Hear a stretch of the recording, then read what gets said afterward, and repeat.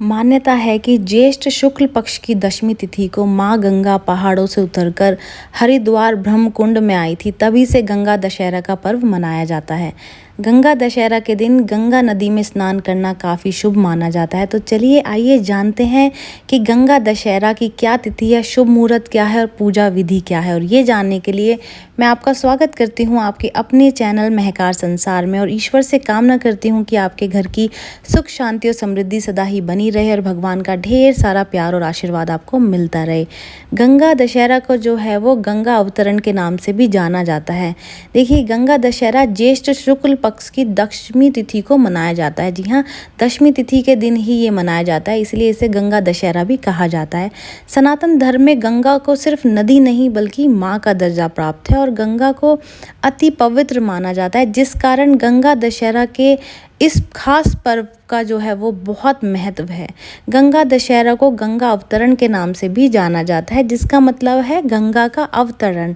गंगा दशहरा के दिन स्नान और दान का काफ़ी महत्व होता है और इस दिन गंगा नदी में स्नान करना बहुत ही शुभ माना जाता है। और जो लोग इस दिन गंगा नदी में स्नान करते हैं उनके जन्मों जन्मों के जो पाप हैं वो धुल जाते हैं। तो चलिए आइए जानते हैं कि गंगा दशहरा की क्या तिथि है, पूजा विधि क्या है और इसका क्या महत्व है। तो ये सारी बातें आपको इसी वीडियो में जानने को मिलेंगी, तो अंत तक इस वीडियो में बने रहें।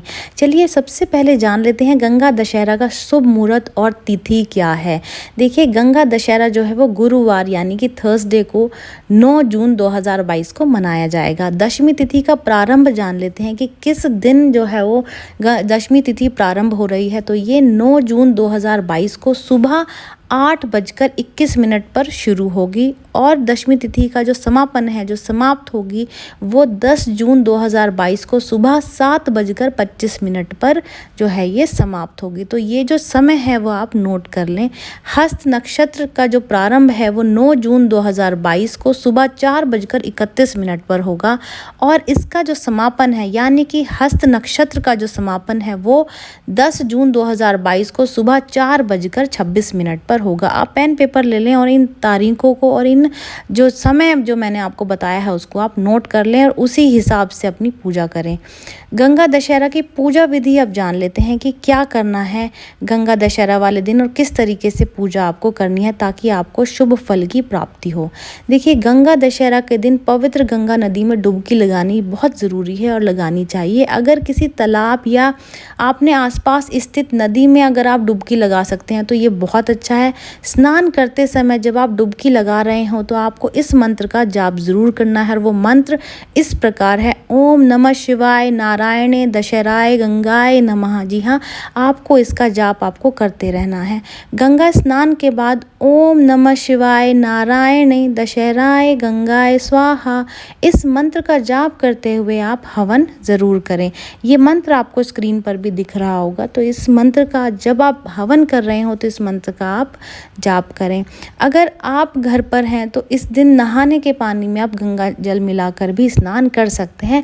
कभी कभी क्या होता है, हम नहीं जा पाते हैं या हम नदी में डुबकी लगाने के लिए या समय नहीं होता या कोई परिस्थिति ऐसी होती है कि नहीं जा पाते हैं, तो आप घर में ही जब आप नहाने जा रहे हो तो उस पानी में गंगा जल की कुछ बूंदें मिला लें और फिर आप स्नान करें।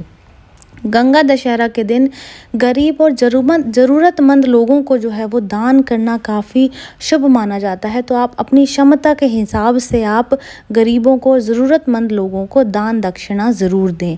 गंगा दशहरा के दिन जो है वो दान में दी जाने वाली चीज़ों की जो संख्या है वो 10 होनी चाहिए। साथ ही पूजा में आप जिन चीज़ों का भी इस्तेमाल कर रहे हैं वो भी 10 होने चाहिए। जैसे कि 10 फल, या तो आप 10 तरह के फल ले सकते हैं या फिर आप 10 फल भी ले सकते हैं। उसी प्रकार 10 तरीके के फूल ले लें या फिर आप 10 फूल ले लें।